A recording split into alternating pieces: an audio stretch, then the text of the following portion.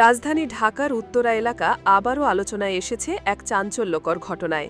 গোপন সংবাদের ভিত্তিতে উত্তরা ৬ নম্বর সেক্টরের একটি অভিজাত আবাসিক হোটেল দ্য স্কাই গার্ডেনে হানা দিয়ে ৫ নারীসহ মোট ১২ জনকে আটক করেছে পুলিশ। অভিযোগ, স্পা এবং বডি ম্যাসাজের আড়ালে দীর্ঘদিন ধরে চলছিল অসামাজিক কর্মকাণ্ড।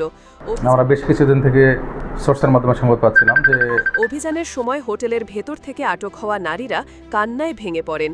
অন্যদিকে হোটেলের কর্মী থেকে শুরু করে ব্যবস্থাপক পর্যন্ত কয়েকজন পুরুষও এ কাজে জড়িত ছিলেন বলে পুলিশের প্রাথমিক তদন্তে জানা গেছে। ঘটনাটি জানাজানি হওয়ার পর উত্তরা ও আশপাশের এলাকায় তীব্র আলোড়ন সৃষ্টি হয়। উত্তরার মতো অভিজাত এলাকায় অবস্থিত হোটেল দ্য স্কাই গার্ডেন বাইরে থেকে দেখলে সাধারণ আবাসিক হোটেলের মতোই মনে হয়। আধুনিক সাজসজ্জা ও চাকচিক্যের আড়ালে যে এমন অনৈতিক কার্যকলাপ চালানো হতে পারে তা অনেকেরই কল্পনার বাইরে ছিল। দীর্ঘদিন ধরেই হোটেলটি স্পা ও ম্যাসাজ সেবার বিজ্ঞাপন দিয়ে গ্রাহক আকৃষ্ট করত, কিন্তু সেই সেবার আড়ালেই গড়ে উঠেছিল এক সংঘবদ্ধ চক্র। উত্তরা পূর্ব থানা পুলিশের চৌকস টিম গোপন সংবাদের ভিত্তিতে মঙ্গলবার গভীর রাতে এ অভিযান পরিচালনা করে।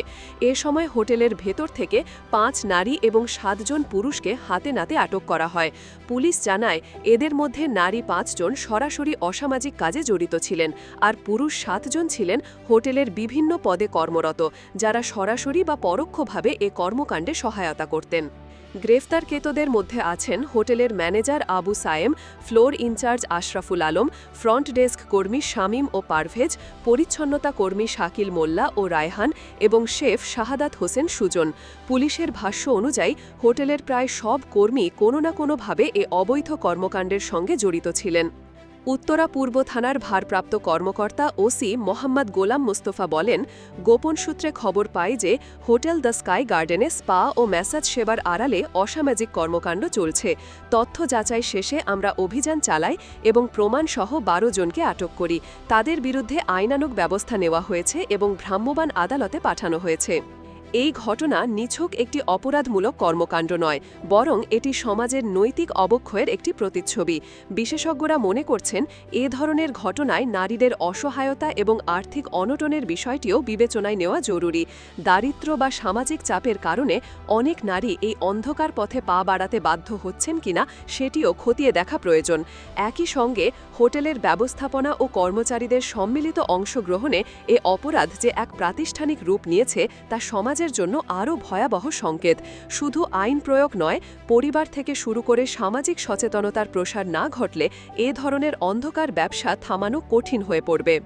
রাজধানীর অভিজাত এলাকায় এমন চক্র সক্রিয় থাকায় সাধারণ মানুষ উদ্বেগ প্রকাশ করেছেন।